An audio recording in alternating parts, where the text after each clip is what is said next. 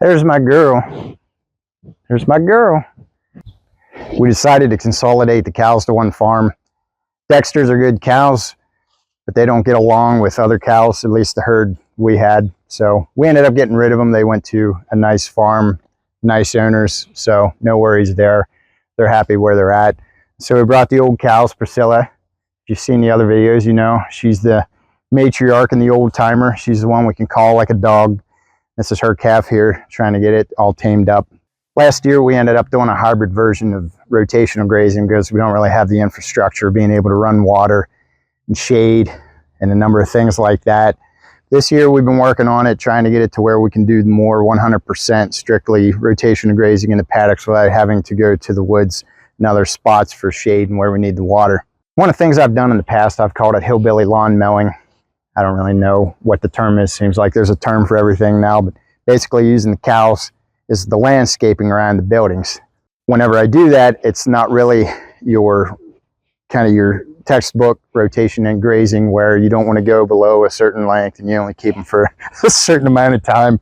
What are you doing, huh? Here, you want to see the camera? Here, say hi to the camera.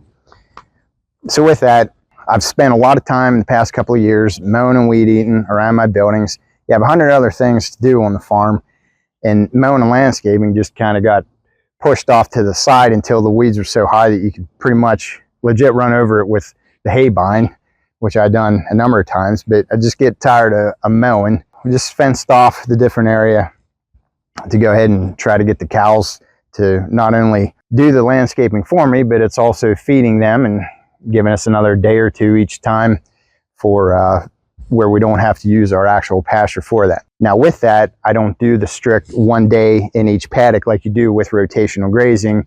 Depending on how big the area, how big the grass is, I may keep them for a couple days just to chew all the grass down.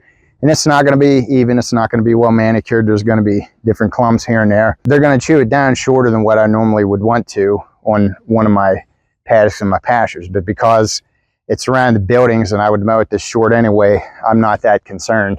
We got to make sure places where we keep the hay and we store other things we don't want the cows getting into, that we just run a strand of barbed wire across, and that does a good job of keeping them out.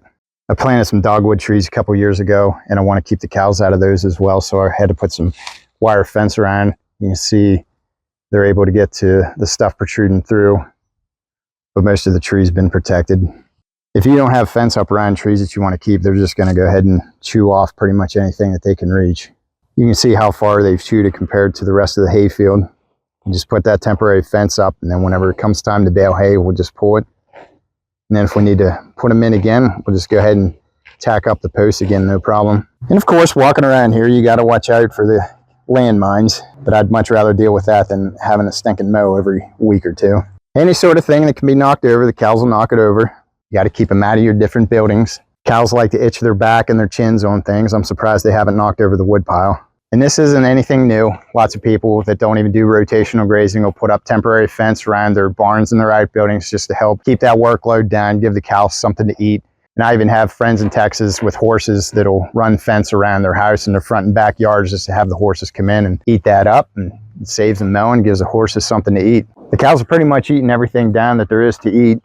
We have some hay as a little supplement for them. That way, if they happen to eat all the grass before we turn them out into the paddocks, they don't go hungry. And probably turn them in here again every couple of weeks or so. How do you like being in this new area? Looking at this from a distance, it does almost look like somebody mowed it. You got a few clumps of grass here and there, but for the most part, everything's pretty uniform.